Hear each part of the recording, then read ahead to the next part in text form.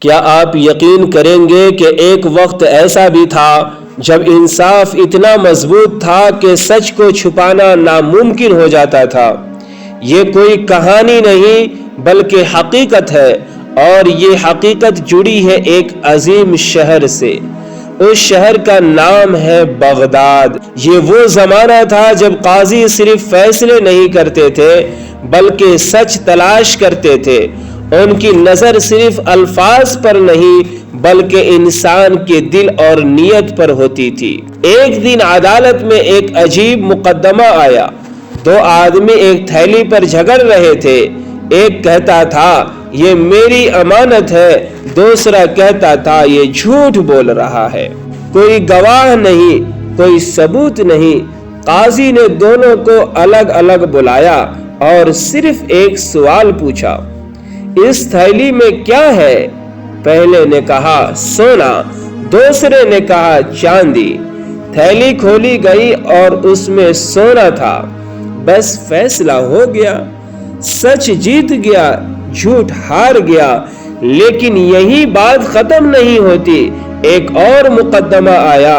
دو آدمی ایک گھوڑے پر جھگڑ رہے تھے۔ قاضی نے گھوڑے کو آزاد چھوڑ دیا اور گھوڑا خود اپنے اصل مالک کے پاس چلا گیا۔ سوچئے کیسا انصاف تھا۔ پھر ایک عورت روتی ہوئی آئی، اس کے زیور چوری ہو گئے ہیں۔ قاضی نے سب مشتبہ لوگوں کو بلایا اور کہا کہ چور کے ہاتھ پر نشان ہوگا۔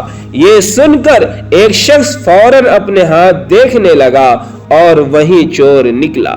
یہ ہے عقل، یہ ہے حکمت۔ پھر سب سے عجیب مقدمہ آیا۔ دو عورتیں ایک بچے کی ماں ہونے کا دعویٰ کر رہی تھی۔ قاضی نے کہا بچے کو دو حصوں میں تقسیم کر دو۔ یہ سنتے ہی ایک عورت خاموش رہی، لیکن دوسری چیخ اٹھی، نہیں نہیں، بچے کو اسے دے دو، بس اسے نقصان نہ پہنچاؤ۔ قاضی مسکرا دیے اور بولے یہی اس کی اصل ماں ہے۔